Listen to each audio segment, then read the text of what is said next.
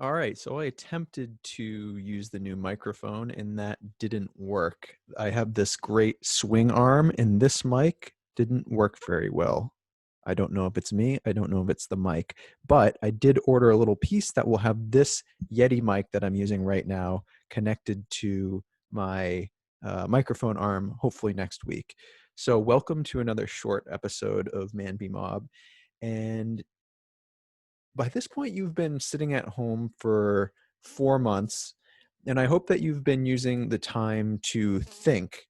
And I hope that in that thinking, you've asked two questions. The first of which is what I am doing with my life worthwhile? The second thing I hope you're asking is, are the systems that compose our society working? And those are two pretty profound questions. And I think that the latter of the two questions about the systems in our society, if you've been listening at all to the prior episodes of the Man Be Mob podcast, I think you know that my opinion is that pretty much all of them aren't working. The institutions that compose our society are pretty broken down, pretty sclerotic, and in need of intense renovation, let's say.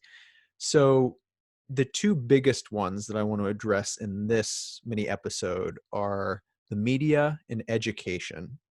So, if you think about what the media is supposed to do in theory, it is to inform us and to provide information so that we can use our judgment to make good decisions when we vote, when we basically engage in democracy, engage in our society.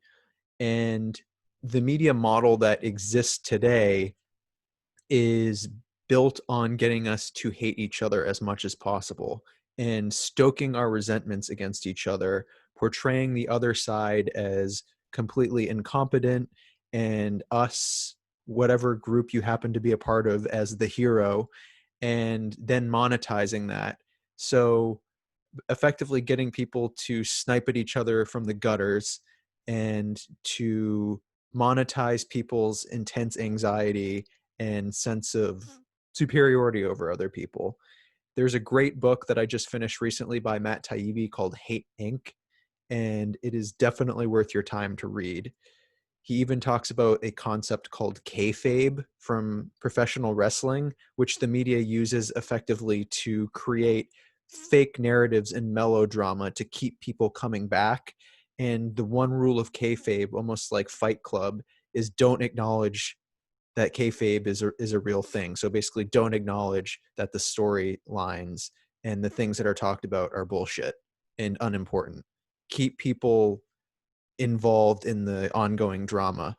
So it's an example of how institutions basically become corrupted over time from their idealized form, and people within those institutions self-justify the existence of those institutions in the proliferation of their jobs above all, even when the institution itself no longer serves its intended purpose and actually, instead of being a benefit to society, becomes a net drain or causes the system to uh, collapse a bit more. So the second big one is education. And particularly if you've gotten your college degree recently, if you are, I guess, lucky enough to have pursued the opportunity, but at the same time, unlucky enough to have paid the cost of that, then I think this will resonate with you. So, the promise of education is that it will open up opportunity for you and that it will allow you to be able to think critically and engage in the world in a more thoughtful manner. That is what it is in its ideal form. What it is today is a valueless credential that is overinflated and essentially a source of debt for a large number of people, and it's a bubble right now, which is being pushed on more and more people. Just like with the housing bubble, there are lots of people complicit in this bubble as well, whether it's guidance counselors, parents, um, school administrators, the institutions, the colleges themselves, politicians. It is a massive undertaking to get people to buy into the notion that it is still worth your time and money to pursue a college education and that it will produce the livelihood that you want.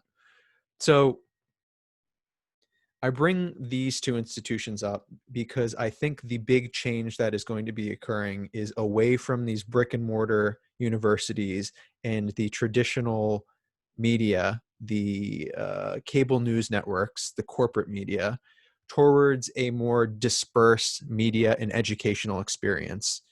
And this is going to be composed of investigative journalists, YouTube videos, podcasts, TED Talks, a looser network. So I think that we need to think the future is going to be more network based rather than institution based. There are still going to be some institutions, but leveraging network effects and basically learning, realizing that knowledge and realizing that information is dispersed and infinitely nebulous and growing all the time.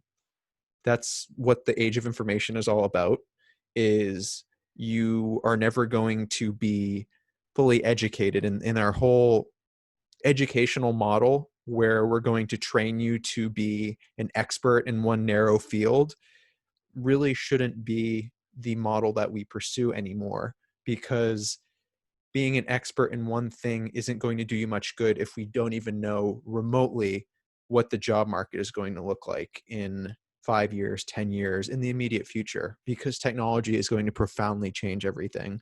So the institutions are broken.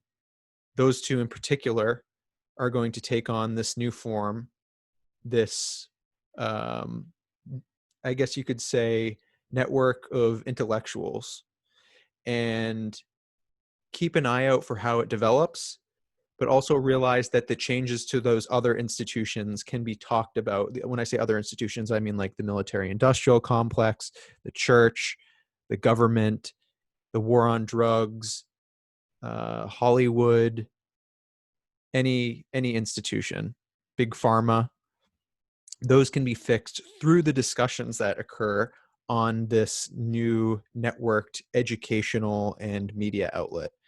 And it's important to realize that although there's a lot of talk of being a revolutionary today, revolution implies burning the system down and starting anew with some utopian vision.